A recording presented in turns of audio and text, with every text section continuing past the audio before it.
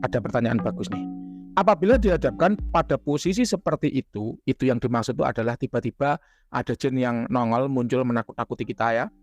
Di mana entitas halus tiba-tiba muncul atau mencoba mengganggu, menakut-nakuti, maka ini kalau orang gampang kaget nge-freeze Pak.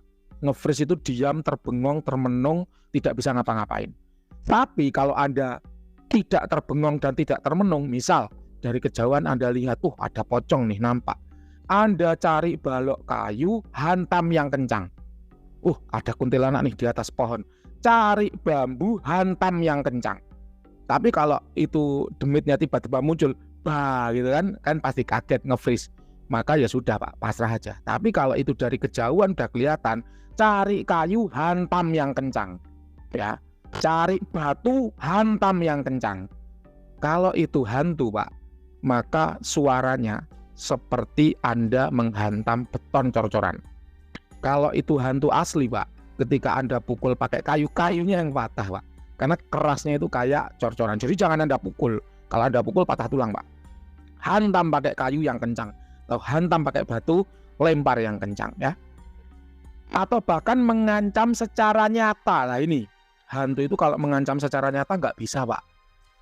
Kecuali ya seperti ini kasusnya, Anda naik motor, tiba-tiba hantu itu melintas di depan Anda kaget lalu banting setir nabrak pohon mati, itu baru bisa. Tapi kalau hantu itu mengancam nyawa, misal hantunya bawa sabit terus sabitnya dibacokkan ke Anda, itu nggak mungkin terjadi. Atau si hantu itu bawa linggis terus linggisnya ditusukkan ke Anda, itu juga nggak mungkin terjadi. Kenapa? Karena rumus dari hantu itu nggak bisa menyerang manusia secara nyata, kecuali mempengaruhi alam bawah sadarnya. Jalan, dikaget-kageti suara, kaget kepleset jatuh, itu bisa. Naik motor, kencang, tiba-tiba melintas, kaget, banting setir, nabrak pohon, mati, itu bisa. Makan, pedes panas, dikageti, terus keselak mati, itu bisa. Jadi sifatnya itu mereka hanya mempengaruhi alam bawah sadar. Jadi memanipulasi pikiran, tidak mencelakai secara nyata. Andai kata kok ada jin yang mencelakai secara nyata, wah enak banget Pak eksekusi itu Pak. Nggak perlu pusing-pusing nunggu 40 hari Pak. Kirim aja demit yang bawa palu gada suruh gencat mati Pak. Tapi kan nyatanya nggak begitu. Nyatanya jin itu mencelakai manusia itu dengan alam bawah sadar. Jadi dibuat kaget, dibuat linglung, dibuat teledor, dibuat lupa. Misalnya tangan basah, nyolokin ke listrik, kesetrum mati. Itu baru bisa Pak. Tapi kalau langsung hantunya itu bawa stun gun gitu, stun gun itu alat penyetrum, Anda disetrum, itu nggak mungkin. Jadi jangan takut Pak. Kalau Anda lihat hantu, hantam yang kencang. Cari kayu, hantam yang kencang. Cari besi, tongkat besi, hantam yang kencang. Ya kita harus keras, harus kejam ya sama hantu-hantu yang ngusil ini. Saat kita memanggil kodam pendamping, apa yang dilakukan kodam tersebut?